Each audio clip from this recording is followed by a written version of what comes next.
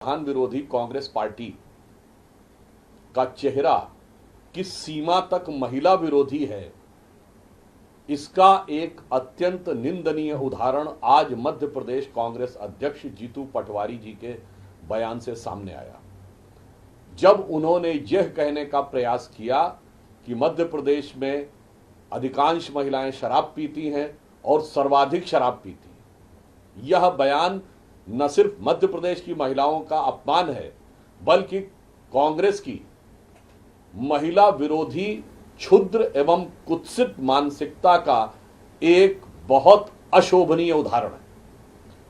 क्योंकि कांग्रेस की सोच महिलाओं के बारे में क्या है, यह तो स्वयं कांग्रेस के नेता भी जानते हैं। चाहे पूर्व कांग्रेस की नेता रही अंगिका दत्ता हो, राधिका खेड़ा हो या प्रियंका चतुर्वेदी हो, इनके अनुभव तो आज स्वयं पब्लिक डोमेन में है। और इससे पूर्व भी कांग्रेस के अनेक नेता महिलाओं के विरुद्ध अत्यंत अशोभनीय टिप्पणियां कर चुके हैं।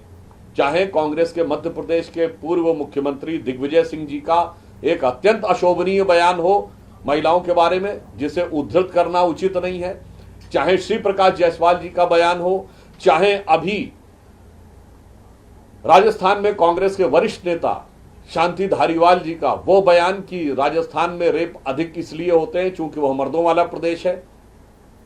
और इतना ही नहीं, अपनी पार्टी के अंदर की महिलाओं के बारे में किस ढंग से कांग्रेस पार्टी डील करती है, इसका एक उदाहरण आप याद करिए। कर्नाटक में हुबली धारवाड़ क्षेत्र के कांग्रेस के नेता उनकी बेटी नेहा हीरामत को जब चाकुओं से गोद दिया गया था, उसके बाद कर्नाटक के गृह मंत्री का अशोभनीय बयान आया था, अत्यंत निंदनीय बयान आया था कि वो तो उन लोगों के बीच की दोस्ती का मामला था, क्योंकि उन्हें लग रहा था कि चाकू चलाने वाला एक अलग वोट बैंक का है।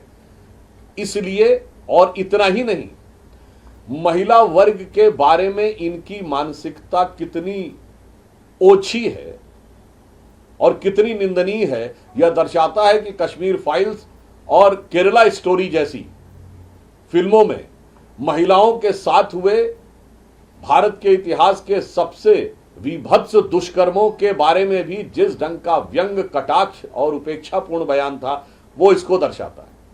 और मैं जीतू पटवारी जी से कहना चाहूंगा, मध्य प्रदेश वह राज्य है जिसने भारतीय जनता पार्टी के शासनकाल में सबसे पहले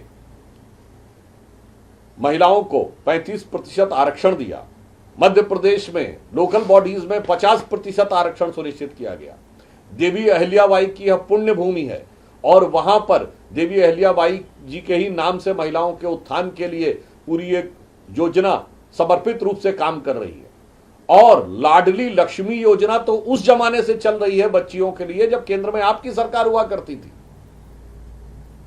और जहां तक शराब के कंजम्पशन की बात है, तो अभी हाल ही में इसी अगस्त के महीने में देश के एक प्रसिद्ध अंग्रेजी अखबार और दक्षिण भारत के एक प्रसिद्ध अंग्रेजी अखबार ने स्पष्ट रूप से यह कहा है कि rural Telangana has become the biggest consumption of liquor in India. यानी ग्रामीण तेलंगाना भारत में शराब के कंजम्पशन का सबसे बड़ा हब बन के उभरा है। तो मुझे लगता है कांग्रेस पार्टी अभी भी 99 के नशे में इस कदर सराबोर है कि सच उसे दिखाई नहीं पड़ता। दूसरी तरफ हमारी पार्टी प्रधानमंत्री श्री नरेंद्र मोदी जी के नेतृत्व में यह वह पार्टी है जिसकी सरकार ने महिलाओं की सम्मान की रक्षा के लिए सेना का ऑपरेशन सिंदूर चलाया, जो महिलाओं की शक्ति, स्वाभिमान और अस्मिता का प्रतीक है। हमारे प्रधानमंत्री श्री नरेंद्र मोदी जी ने चांद के अछूते कोने दक्षिणी ध्रुव को छूने के बाद उसका नाम पॉइंट शिव शक्ति रखा। तो एक तरफ महिलाओं के बारे में भारतीय जनता पार्टी और एनडीए की सरकार जहां अत्यंत सम्मान और उत्कृष्ट भावनाएं रखती है, वहीं कांग्रेस पार्टी बहुत ही निकृष्ट और निंदनीय भावनाएं रखती है। मुझे लगता है कांग्रेस पार्टी को इस विषय के ऊपर क्षमा मांगनी चाहिए। देखिए, व्यक्तिगत टिप्पणियां एक पक्ष, महिला आरक्षण विषय एक पक्ष।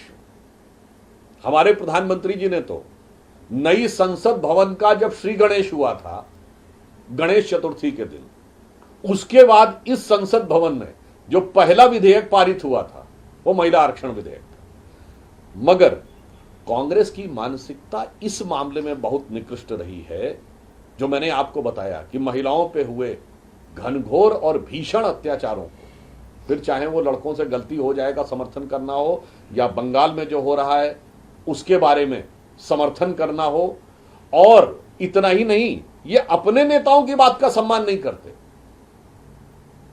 केरल में जो विषय उठा है वो तो ओमन चांडी कांग्रेस के मुख्यमंत्री थे, वो फ्लोर ऑफ द हाउस के ऊपर बोले हैं कि केरल में संगठित रूप से हिंदू और ईसाई बच्चियों को और लड़कियों को कैसे टारगेट किया जा रहा है। तो ये आप अपनी पार्टी के बारे में जानकारी नहीं रखते हैं।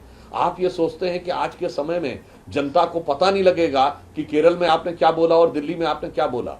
इसीलिए मैं कह रहा हूं कांग्रेस की राजनीति सिर्फ भ्रम और दुष्प्रचार पर आधारित है।